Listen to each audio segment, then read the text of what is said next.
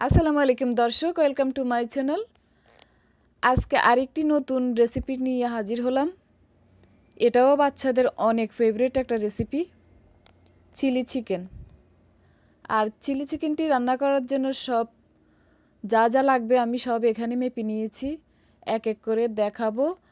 আর রেসিপিটি আমি ডেসক্রিপশন বক্সে দিয়ে দিব, ওখান থেকেও আপনারা দেখে নিতে পারবেন।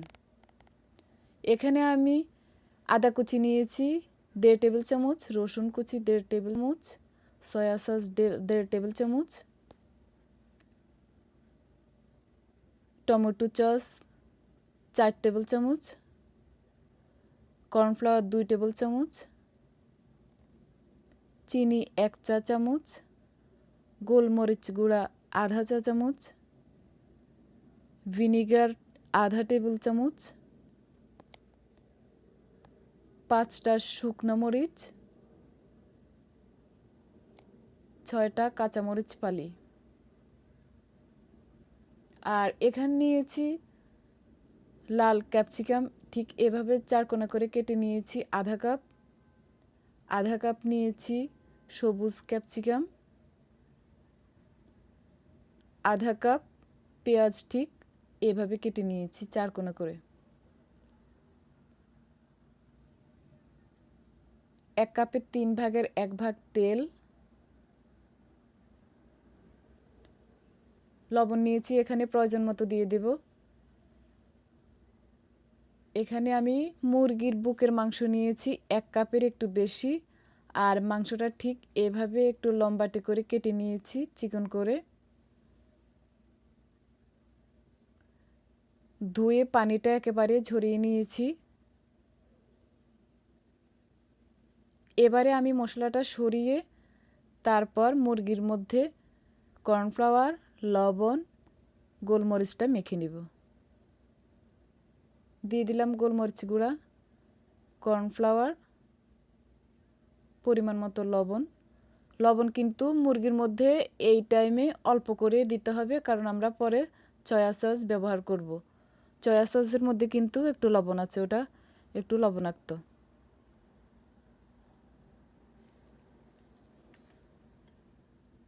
এটা ভালো করে মেখে তারপর আমি একটা সাইডে আধা ঘন্টার জন্য রেখে দিব।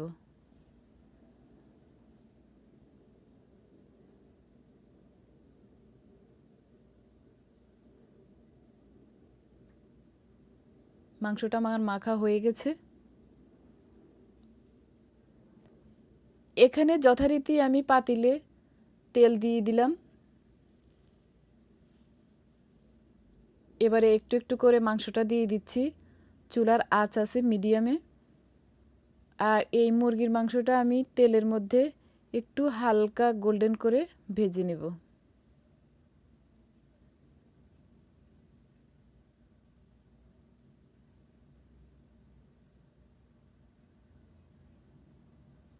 একটু ছাড়িয়ে ছাড়িয়ে দিচ্ছি। মাংসটা আমার ভাজা হয়ে গেছে, এবারে আমি নামিয়ে নিচ্ছি।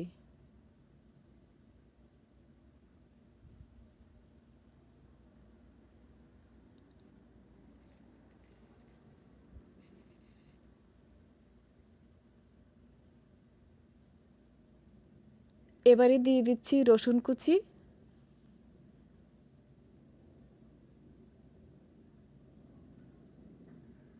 আদা কুচি,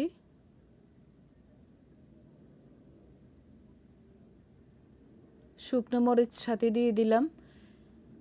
আদা রসুন এক সাইডে করে আমি মরিচটা একটু ভেজে নিলাম। আপনারা চাইলে মরিচটা আগেও দিয়ে দিতে পারেন, আদা রসুনের আগে দিয়ে একটু ভেজে নিতে পারেন। এবারে দিয়ে দিচ্ছি ক্যাপসিকাম, পেঁয়াজ, এটা আমি একটু ভেজে নেব।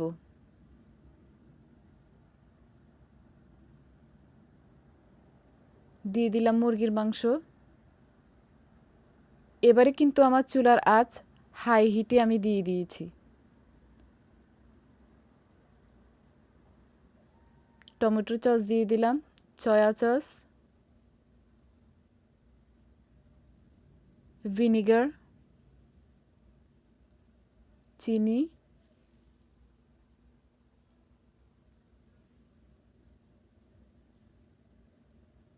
হাই হিটে দিয়ে 4-5 মিনিট আমি এটা রান্না করে নেব।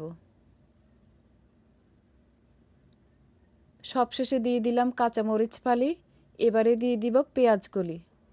আর পেঁয়াজ কলিটা কিন্তু দিতেই হবে। আর এখানে কোনো মশলা কিন্তু বাটা মশলা দেওয়া যাবে না। রান্নাটা হয়ে গেছে। দর্শক, অনেক মজার চিলি চিকেন আমার রেডি। ভিডিওটি যদি ভালো লাগে সাবস্ক্রাইব করে সাথে থাকবেন। আমিও নতুন নতুন ভিডিও নিয়ে আপনাদের সাথে থাকতে চাই। পরবর্তী ভিডিও দেখার আমন্ত্রণ রইল। সবাই ভালো থাকবেন। আল্লাহ হাফেজ।